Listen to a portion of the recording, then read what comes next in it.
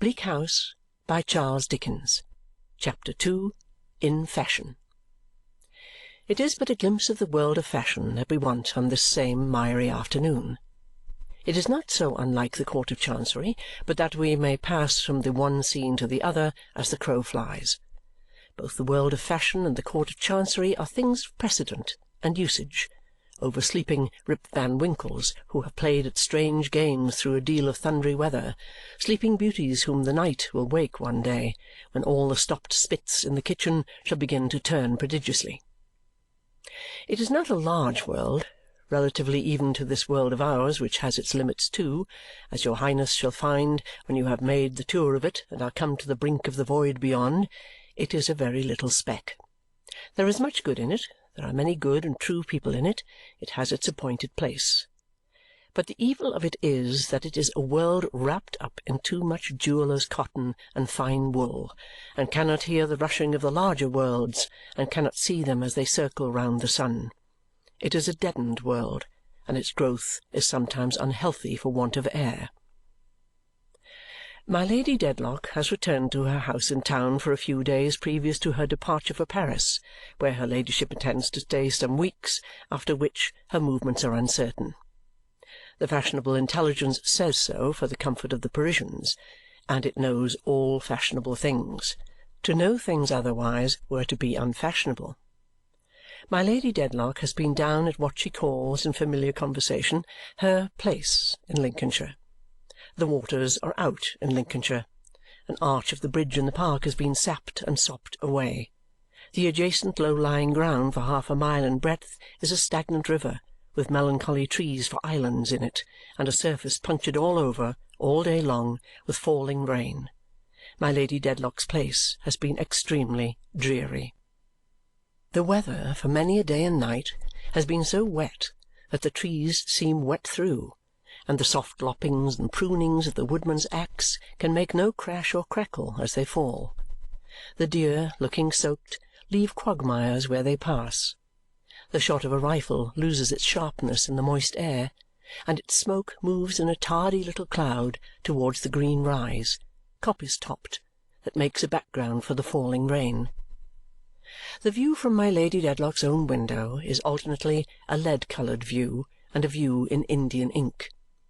The vases on the stone terrace in the foreground catch the rain all day, and the heavy drops fall, drip, drip, drip, upon the broad flagged pavement, called from old time the Ghost's Walk, all night. On Sundays the little church in the park is mouldy.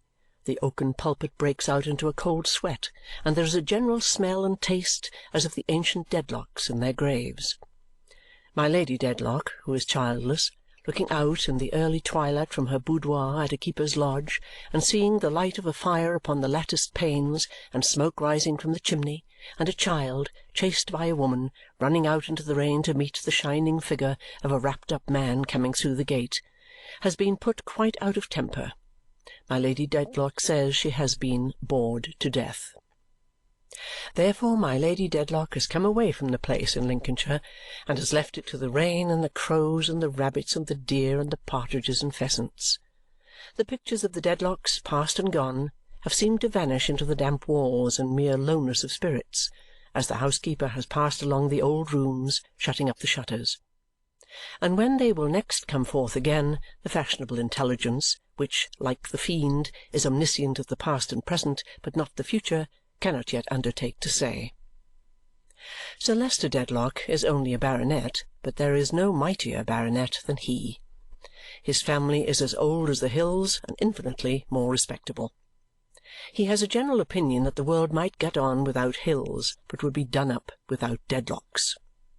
He would, on the whole, admit nature to be a good idea, a little low perhaps when not enclosed with a park fence, but an idea dependent for its execution on your great county families. He is a gentleman of strict conscience, disdainful of all littleness and meanness, and ready on the shortest notice to die any death you may please to mention rather than give occasion for the least impeachment of his integrity. He is an honourable, obstinate, truthful, high-spirited, intensely prejudiced, perfectly unreasonable man. Sir Leicester is 20 years, full measure, older than my Lady. He will never see 65 again, nor perhaps 66, nor yet 67. He has a twist of the gout now and then, and walks a little stiffly. He is of a worthy presence, with his light grey hair and whiskers, his fine shirt frill, his pure white waistcoat, and his blue coat with bright buttons always buttoned. He is ceremonious, stately, most polite on every occasion to my Lady, and holds her personal attractions in the highest estimation. His gallantry to my Lady, which has never changed since he courted her, is the one little touch of romantic fancy in him. Indeed, he married her for love. A whisper still goes about that she had not even family, howbeit Sir Leicester had so much family that perhaps he had enough and could dispense with any more. But she had beauty, pride, ambition, insolent resolve, and sense enough to portion out a legion of fine ladies. Wealth and station, added to these, soon floated her upward, and for years now my Lady Dedlock has been at the centre of the fashionable intelligence and at the top of the fashionable tree. How Alexander wept when he had no more worlds to conquer, everybody knows, or has some reason to know by this time, the matter having been rather frequently mentioned. My Lady Dedlock, having conquered her world, fell not into the melting, but rather into the freezing mood. An exhausted composure, a worn-out placidity, an equanimity of fatigue not to be ruffled by interest or satisfaction, are the trophies of her victory. She is perfectly well bred. If she could be translated to heaven to-morrow, she might be expected to ascend without any rapture.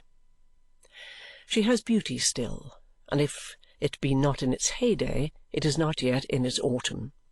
She has a fine face, originally of a character that would be rather called very pretty than handsome, but improved into classicality by the acquired expression of her fashionable state. Her figure is elegant and has the effect of being tall. Not that she is so, but that the most is made, as the Honourable Bob Stables has frequently asserted upon oath, of all her points. The same authority observes that she is perfectly got up, and remarks in commendation of her hair especially that she is the best-groomed woman in the whole stud. With all her perfections on her head, my Lady Dedlock has come up from her place in Lincolnshire, hotly pursued by the fashionable intelligence, to pass a few days at our house in town previous to her departure for Paris, where her ladyship intends to stay some weeks, after which her movements are uncertain. And at her house in town, upon this muddy, murky afternoon, presents himself an old-fashioned old gentleman attorney-at-law and eke solicitor of the High Court of Chancery, who has the honour of acting as legal adviser of the Dedlocks, and has as many cast-iron boxes in his office with that name outside as if the present baronet were the coin of the conjurer's trick and were constantly being juggled through the whole set.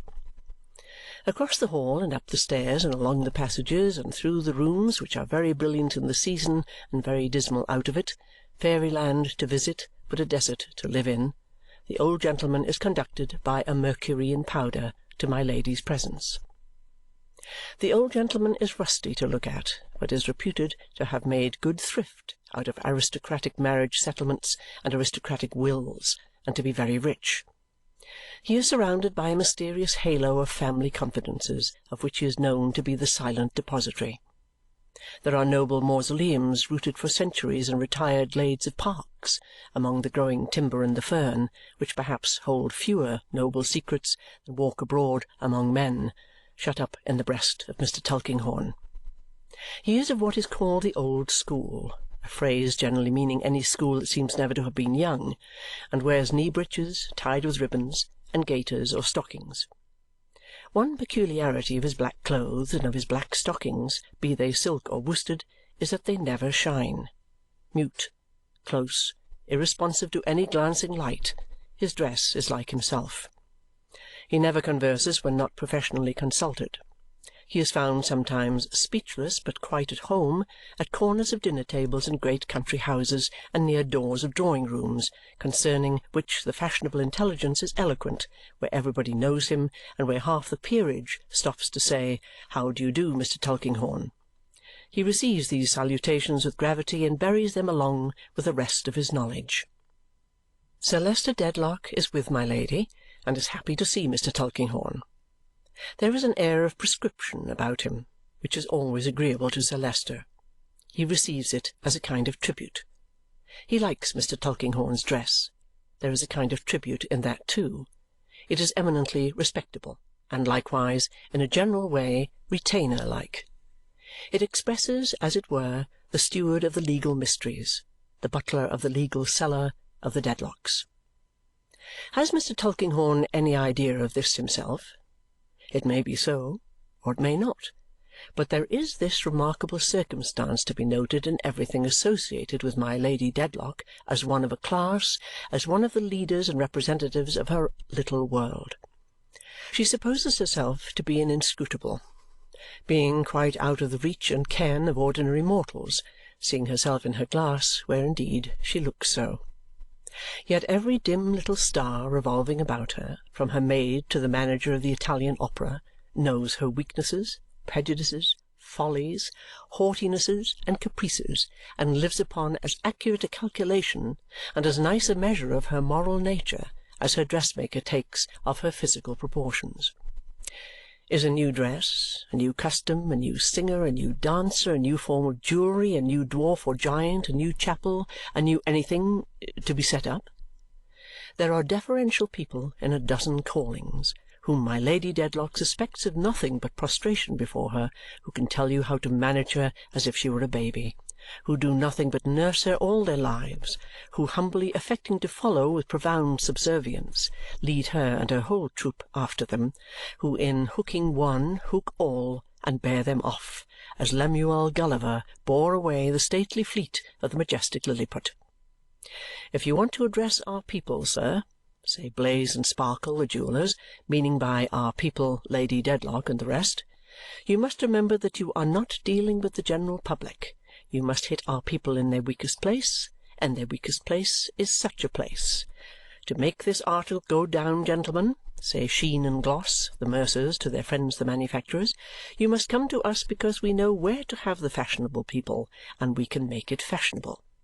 If you want to get this print upon the tables of my high connection, sir, says Mr. Sladdery, the librarian, or if you want to get this dwarf or giant into the houses of my high connection, sir, or if you want to secure to this entertainment the patronage of my high connection, sir, you must leave it, if you please, to me, for I have been accustomed to study the leaders of my high connection, sir, and I may tell you without vanity that I can turn them round my finger, in which Mr. Sladdery, who is an honest man, does not exaggerate at all. Therefore, while Mr. Tulkinghorn may not know what is passing in the Dedlock mind at present, it is very possible that he may. "My lady's cause has been again before the Chancellor, has it, Mr. Tulkinghorn?" says Sir Leicester, giving him his hand. "Yes, it has been on again to-day," Mr. Tulkinghorn replies, making one of his quiet bows to my Lady, who is on a sofa near the fire, shading her face with a hand-screen. "It would be useless to ask," says my Lady, with the dreariness of the place in Lincolnshire still upon her, "whether anything has been done." "Nothing that you would call anything has been done to-day," replies Mr. Tulkinghorn. "Nor ever will be," says my Lady. Sir Leicester has no objection to an interminable Chancery suit. It is a slow, expensive, British, constitutional kind of thing. To be sure, he has not a vital interest in the suit in question, her part in which was the only property my Lady brought him, and he has a shadowy impression that for his name, the name of Dedlock, to be in a cause and not in the title of that cause is a most ridiculous accident. But he regards the Court of Chancery, even if it should involve an occasional delay of justice and a trifling amount of confusion, as a something devised in conjunction with a variety of other somethings by the perfection of human wisdom for the eternal settlement, humanly speaking, of everything. And he is upon the whole of a fixed opinion that to give the sanction of his countenance to any complaints respecting it would be to encourage some person in the lower classes to rise up somewhere, like Wat Tyler.